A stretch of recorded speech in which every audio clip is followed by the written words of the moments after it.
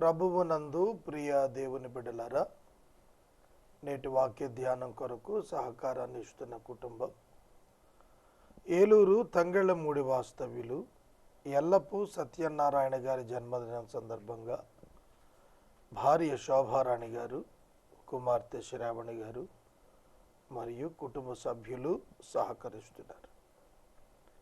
ఎల్లపు సత్యనారాయణ గారికి జన్మదిన శుభాకాంక్షలు.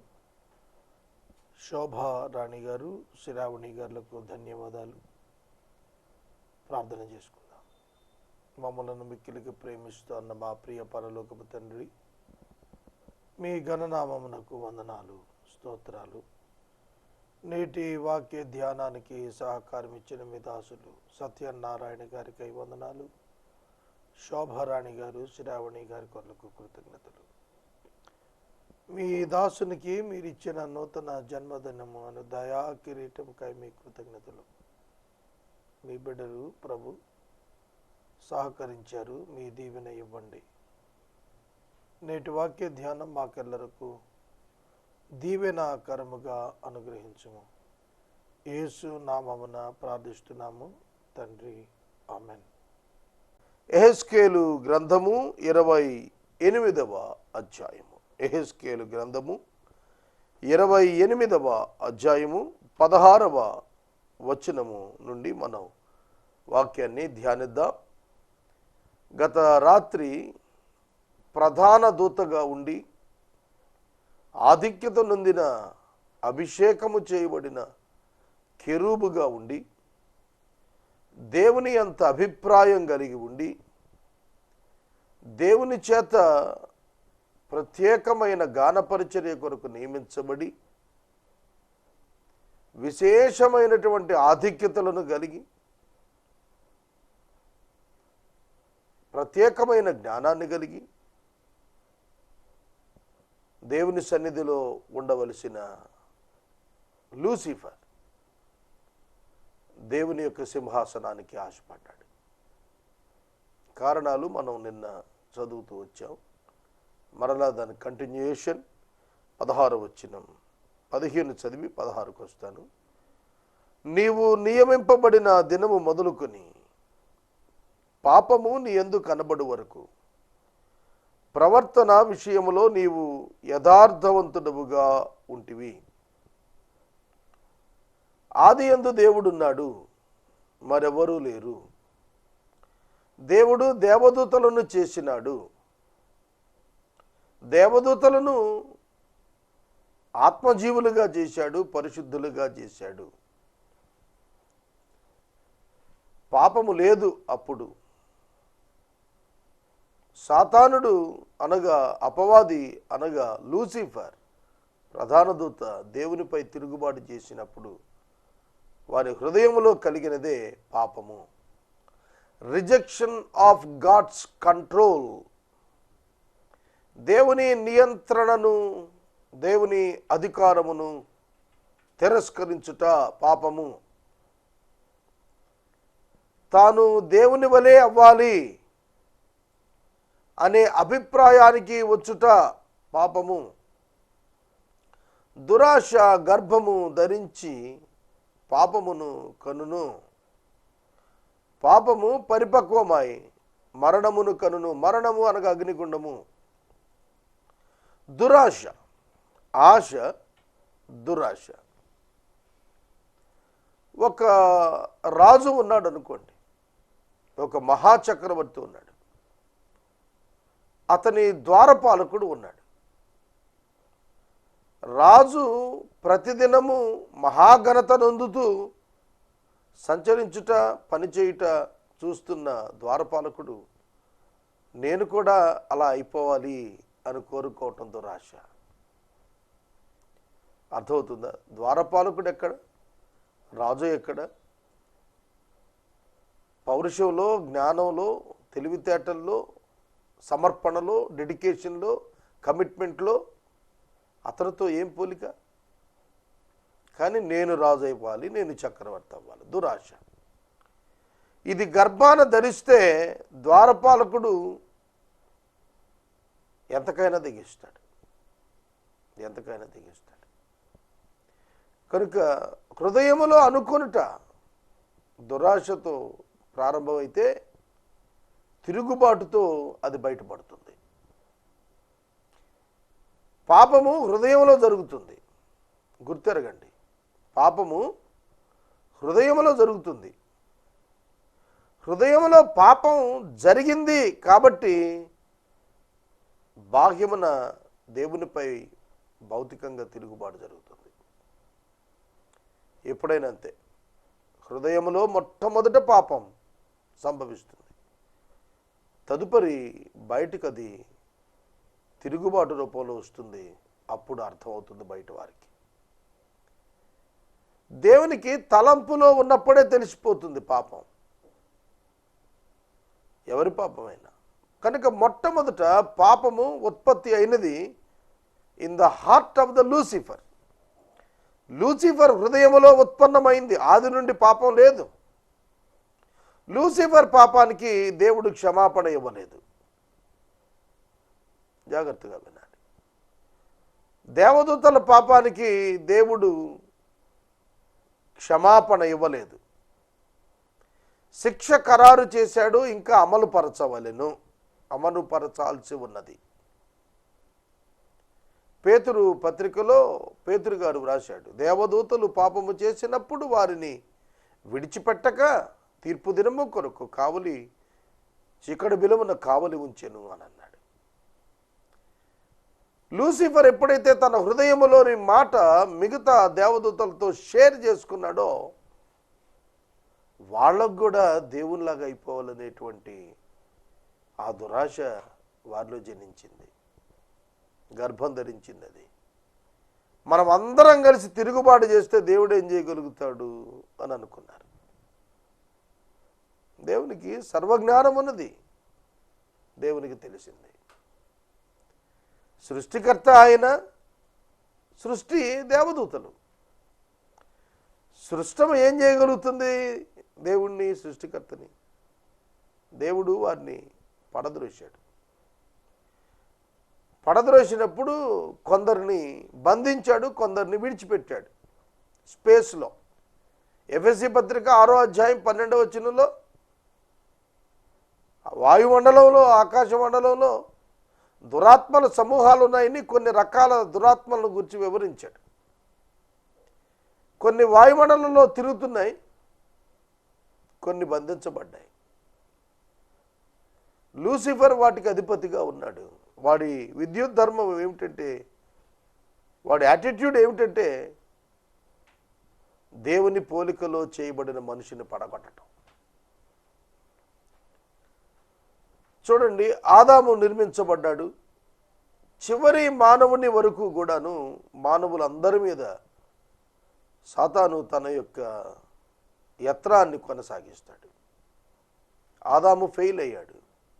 అందుకే యేసుక్రీస్తు ప్రభువు వచ్చి పాపము వలన వచ్చేటువంటి జీతమైన మరణము నుండి మానవులందరినీ తప్పించి అగ్నిగుండంలో అపవాదిని అతని అనుచరులను వేసే వరకు కూడా మనుషులకు సువార్త ద్వారా రక్షించబట్టుకు అవకాశాన్ని ఇచ్చాడు. ఇది మనం అందరం తెలుసుకోవాలి. దేవదూతలు పడద్రోయబడినవి ఉన్నవి చూచారు, వాటి కొరకే అగ్నిగుండాన్ని దేవుడు సిద్ధం చేస్తున్నాడు తప్ప మానవుల కొరకు కాదు. మానవులందరూ రక్షించబడాలని దేవుని యొక్క ఆకాంక్ష, దేవుడికి ఇష్టం. కానీ అందరూ రక్షించబడరు, కొందరు అపవాదుని వెంబడించి వెళ్ళిపోతారు. దేవదూతలలో 2/3 వచ్చేశారు లూసిఫర్ పక్షంగా, దేవుని పక్షంగా 1/3 ఉన్నారు. ముగ్గురులో ఒకళ్ళు దేవుని వైపు, ఇద్దరు సాతాను వైపు వచ్చారు.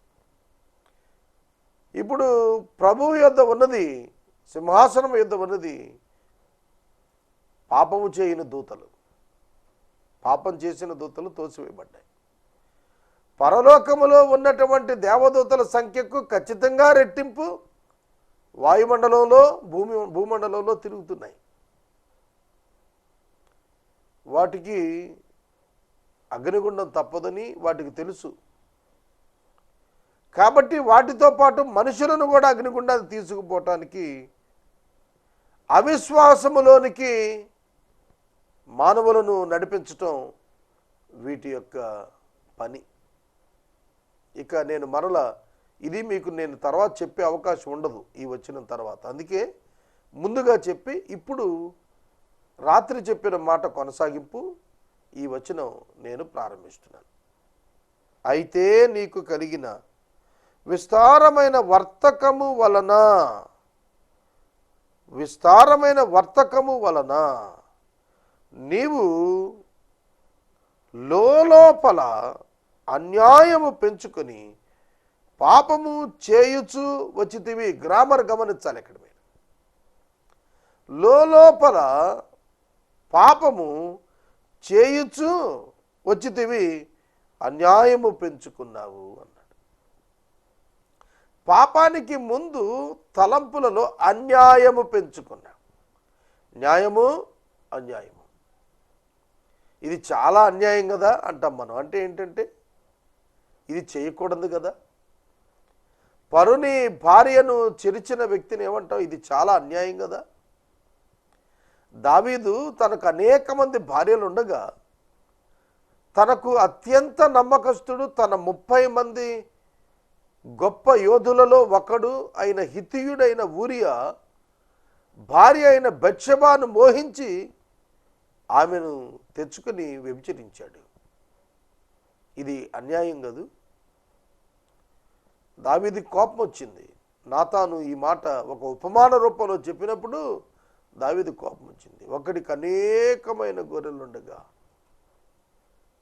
పొరుగువాడు ఒకే ఒక ఆడగొర్రె కలిగి ఉంటే దాన్ని తెచ్చి స్నేహితులకు వధించి విందు చేసేసాడంటే దావీదు కోపం తెచ్చుకొని అలాంటి వాడు నా దేశంలో ఉండకూడదు, చంపేస్తానన్నాడు. ఆ మనుషుడు నీవే. అర్థమవుతుందా? అన్యాయము అన్యాయము. పొరుగు వారిది మనము తీసుకున్నట్టు అన్యాయము అని మనకు తెలుసు కదా. అన్యాయం లోపల పెంచుకున్నాడు. లోపల కాదు, లోపల.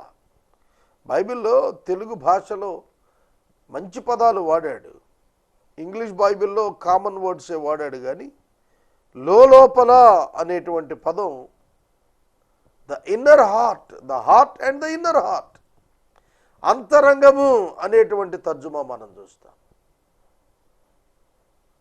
Deepest heart, deeply rooted in the heart. హృదయం లోపల అన్యాయము పెంచుకుంటూ వచ్చేసింది. సోదరుడా సోదరి, అన్యాయమైన కాంక్ష వాడిలో జనించింది. అది ఎంత పెద్దదైపోయిందంటే తిరుగుబాటు చేసి పతనమయ్యే దుస్థితికి వచ్చేసింది. కనుక దేవుని పర్వతము మీద నీవు ఉండకుండా నేను నిన్ను అపవిత్రపరిచితిని. దేవుని పర్వతము, దేవుని సింహాసనము ఉత్తర సభా పర్వతం దిక్కున ఉన్నది. సభా పర్వతము, దేవుని పర్వతము, the meeting place of God.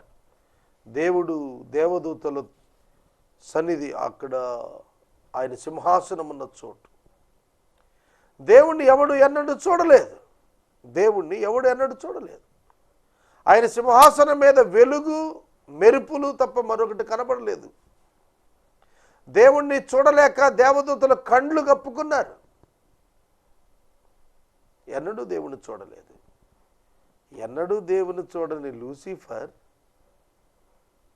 దేవుని అంతటి ఇది కావాలని కోరుకున్నదంటే దాని లోపల ఎంతటి అన్యాయము పెంచుకుపోయింది, ఎంతటి అన్యాయం పెరిగి ఉంది. దేవుడు అందుకనే నాశనం చేశాడు. ఆశ్రయముగా ఉన్న కెరూబు అన్నప్పుడు ఓ గార్డియన్ చెరూబ్. గార్డియన్ అనేటువంటి పదం ఇతరులకు సంరక్షకుడుగా ఉన్న కెరూబు అని అర్థాన్ని ఇస్తాం. దూతలకు గార్డియన్గా దేవుడు ఏర్పాటు చేశాడు. ఒక బృందం ఇతని కింద ఉంది. He misused that. దాన్ని అతడు పాడు చేసుకున్నాడు, దుర్వినియోగం చేశాడు. కాలుచున్న రాళ్ల మధ్యన నీవిక సంచరింపవు, నిన్ను నాశనం చేసేశాను. నీ సౌందర్యం చూసుకొని నీవు గర్వించిన వాడవై, నీ తేజస్సు చూసుకొని నీ జ్ఞానమును చెరుపుకొంటివి. Underline this word. నీ జ్ఞానమును చెరుపుకొంటివి. చెరుపుకొనుట పాపము అంటే అర్థం ఏమిటో తెలుసా? Missing the mark. జ్ఞానము చెరుపుకొనుట పాపం. దేవుడు జ్ఞానం ఇచ్చాడు, కానీ దాన్ని మిస్యూజ్ చేశాడు, దానిని మిస్ఫైర్ చేశాడు. దేవుడు మనకు జ్ఞానం ఇచ్చింది మేలు చేయుటకు, కీడు చేయుటకు కాదు. దేవుడు చేతులు ఇచ్చింది పని చేయుటకు, పొడుచుటకు కాదు. దేవుడు నోరిచ్చింది దీవించుటకు, శపించుటకు కాదు. There is a great purpose of God for everything. దాన్ని విడిచిపెట్టి డైవర్ట్ అయ్యి మన ఇష్టం వచ్చినట్టు బ్రతికితే దేవుడు ఊరుకుంటాడా? చెప్పండి, దేవుడు ఊరుకుంటాడా? దైవ చిత్తం ప్రకారం నడవటాన్ని విడిచిపెట్టి ఇష్ట ప్రకారం నడిస్తే దేవుడు శిక్షింపడా? లూసిఫర్తో మాట్లాడుతున్నాడు, నేను నిన్ను నేలన పడవేస్తున్నాను, కావున నేను నిన్ను నేలన పడేస్తున్నాను. యెషయా గ్రంథంలో చెప్పాడు, తేజో నక్షత్రమా వేకు చుక్క, నీవెట్లు ఆకాశము నుండి పడద్రోయబడితివి, నేల మట్టుకు నరకబడితివి. ఎంత ఎత్తైన ఆధ్యాత్మిక స్థితిలో ఉండాల్సిన లూసిఫర్ పాతాళానికి పడిపోయాడు. అర్థమవుతుందా? ఊర్ధ్వలోకమంత ఎత్తుకు ఎదిగిన లూసిఫర్ పాతాళ లోకములోని అట్టడుగు స్థితికి పడిపోయాడు. సహోదరుడా, సహోదరి, ఎదుగుతున్న కొలది మనం జాగ్రత్తగా ఉండాలి. ఆధ్యాత్మికంగా మనం ఎదుగుతూ ఉన్న కొలది మన జీవితాల్లో మనం జాగ్రత్తగా ఉండాలి. లేని ఎడల ముసిని పండు వంటి చేదైనటువంటి అనుభవాలు మన యొక్క జీవితంలో చూడాల్సి వస్తుంది. ఊర్ధ్వలోకంలో దేవుని సన్నిధిలో దేవదూతల మధ్య తన విద్యుత్ ధర్మాన్ని సంగీతం రూపంలో నెరవేరుస్తూ దేవునికి ఆనందాన్ని కలిగిస్తూ దేవుని మహిమపరుస్తూ ఉన్న లూసిఫర్ దేవుని సింహాసనంపై కన్నేసినందున దేవుడు అతనిని నేల మట్టుకు పడద్రోశాడు. సహోదరుడా, సహోదరి, పాతాళం వరకు పడద్రోశాడు, నేల నుండి నరికేశాడు. పాపము లూసిఫర్ని ఎక్కడి నుంచి ఎక్కడికి చేర్చింది? దేవుని సన్నిధి నుండి పాతాళానికి చేర్చింది. పాపము మానవుడిని కూడా దేవుని సన్నిధి నుండి తొలగించి అగ్నిగుండానికి చేరుస్తుంది. సహోదరుడా, సహోదరి, పాపము విషయంలో జాగ్రత్తగా ఉండాలి. రాజులు చూచుచుండగా నిన్ను హేళనకు అప్పగించెదను. ఇక్కడ రాజులు చూచుచూ ఉండగా నిన్ను హేళనకు అప్పగించెదను. తూరు దేశపు అధిపతితో పోల్చి అలంకార రీతిగా మాట్లాడుతున్నప్పుడు ఒకటి లూసిఫర్ జీవితం, తూరు అధిపతి అయిన రాజు జీవితం కంపారిజన్ కరెక్ట్గా సరిపోయేటట్టుగా రాస్తున్నాడు ఈ మాట. నీవు రాజులు అవహేళన చేసేటట్టుగా అయిపోతావు. నీవు అన్యాయముగా వర్తకం జరిగించి కలుగు చేసుకునే విస్తార దోషముల చేత నీవు నీ పరిశుద్ధ స్థలము నీ హృదయమును చెరుపుకొంటివి. కనుక అగ్ని నీలో నుండి నేను పుట్టిస్తున్నాను, నీలో నుండి అగ్ని పుట్టిస్తున్నాను అని అన్నాడు. సోదరుడా, ఒక వ్యక్తి నరహత్య చేస్తే ఆందోళన ఎక్కడి నుండి వస్తుంది? అతని అంతరంగంలో నుండే వస్తుంది. ఎందుకు మారిపోతాడు? భయపడి. తన అంతరంగంలోనే భయం వస్తుంది. అర్థమవుతుంది? అగ్ని పుట్టించడం అంటే అగ్ని పరిగెత్తిస్తుంది. లోపల అగ్ని ఉంటే ఎక్కడ ఆగుతుందో ఆ పరుగు ఆగదు, అది నిలవనీయదు. పతనమైపోయిన వ్యక్తి అలాగే ఉంటాడు. చాలా చండాలమైన ప్రవర్తనతోటి సమాజాన్ని పాడు చేస్తూ ఉంటాడు. వాక్యంలో చూడండి, రాజులు చూస్తుండగా నిన్ను హేళనకు అప్పగిస్తారు. అవమానము, సిగ్గు, భయము, ఆందోళన ఇవన్నీ కూడా అతని జీవితంలోకి వచ్చేసాయి. ఏదైనా వనములో ఆదాము కూడా కోరుకున్నది ఏమిటి? నేను దేవుని వలె మారాలి. లూసిఫర్ యొక్క తలంపే ఆదాము హవ్వలు కూడా చేశారు. నేను దేవునిలా మారిపోవాలంటే దేవుడైపోవాలి. దేవుడి వలె ఉన్నారు వాళ్ళు, కానీ దేవుడు అంతటి వాడవ్వాలనుకున్నారు. దేవుని పోలిక స్వరూపం కలిగిన ఆదాము హవ్వలు దేవుని లాగా అయిపోవాలనుకున్నారు. The same sin of the Lucifer Adam also committed. ఆదాము కూడా చేశాడు, హవ్వ కూడా చేసింది. అయినప్పటికీ దేవుడు మనుషులను కనికరించాడు. ఎందుకు? ఇది వీరి నుండి పుట్టిన తలంపు కాదు. They were motivated and sinned. వారికి ఒక శోధన వచ్చింది, పడిపోయారు. అది వారిలో ఉత్పత్తి అయినది కాదు, వారికి ఉత్పత్తి అయ్యేటట్టు మోటివేట్ చేయబడ్డారు. Somebody motivated them. అందుకే కనికరించాడు దేవుడు మానవులను. ఆదాము హృదయంలో దేవునిలా అయిపోవాలనేది ఎందుకు వచ్చింది? హవ్వ హృదయంలో ఎందుకు వచ్చింది? సాతాను చెప్పాడు మీరు దేవుని వలె అయిపోతారని. అప్పుడు కదా హవ్వ ఆ పండును చూచి రమ్యమైనది, ఆహారానికి మంచిదంది. కాబట్టి మనం గుర్తెరగాలి సోదరుడా సోదరి, వారు కనికరించబడటానికి కారణము దే వర్ డిసీటెడ్ బై లూసిఫర్. దేవుడు కనికరించాడు. వారికి శిక్ష విధించలేదు, వెంటనే తీర్పు తీర్చలేదు. ఆ తీర్పు వారి రక్షణార్థమై తన కుమారుడైన యేసుక్రీస్తు మీద మోపి వారు రక్షించబడటానికి మార్గాన్ని సుగమనం చేశాడు. ఇది సువార్త. తదుపరి వచనం, నీ పరిశుద్ధ స్థలమును చెరుపుకొంటివి. నీ పరిశుద్ధ స్థలమును చెరుపుకొంటివి. అర్థమైంది? పరిశుద్ధ స్థలమును చెరుపుకొంటివి అంటే హృదయం. హృదయం అండి. పరిశుద్ధ స్థలం ఏది? హృదయం.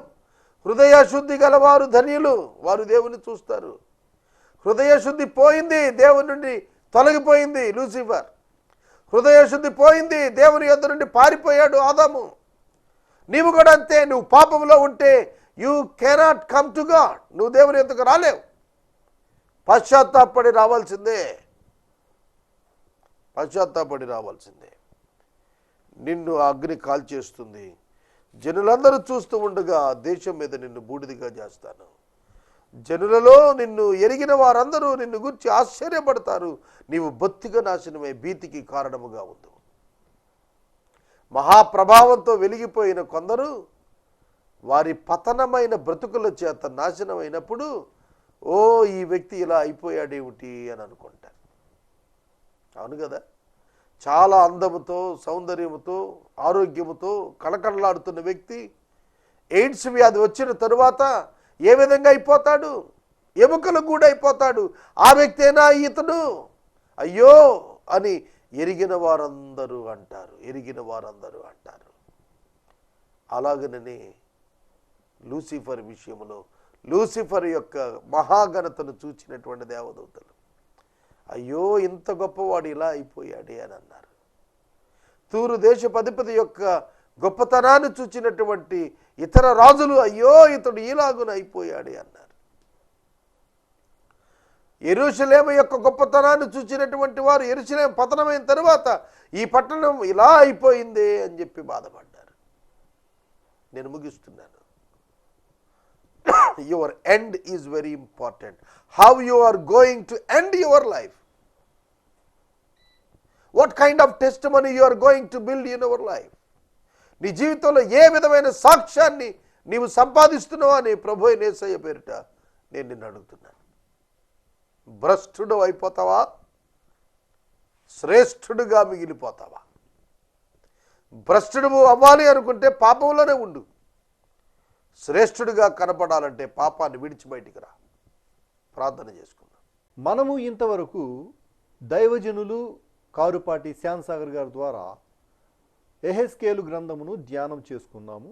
ఈ కార్యక్రమం ద్వారా మీరు పొందుకొనుచున్న ఆత్మీయ మేలులు ఒక ఉత్తరం ద్వారా మాకు తెలియచేయండి.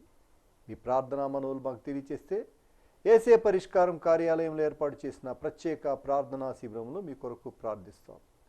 మీ కుటుంబ పక్షముగా ఒక ఎపిసోడ్ ప్రసారం చేయాలనుకున్నారు మాకు తెలియజేస్తే మా సిబ్బంది మీ గృహాలను దర్శిస్తారు. ముగింపు ప్రార్థన ఆశీర్వాదాలతో ఈ కార్యక్రమాన్ని ముగించుకుందాం. ప్రభువునందు ప్రియా దేవుని బిడ్డలారా, నేటి వాక్య ధ్యానానికి సహకారం ఇచ్చిన కుటుంబం తంగెళ్లమూడి వాస్తవ్యులు ఎల్లపు సత్యనారాయణ గారి జన్మదినము సందర్భంగా భార్య శోభారాణి గారు, కుమార్తె శ్రావణి గారు మరియు కుటుంబ సభ్యులు సహకరిస్తున్నారు. దేవుడి కుటుంబాన్ని దీవించును గాక. ప్రార్థించుకుందాం. ఈ దినం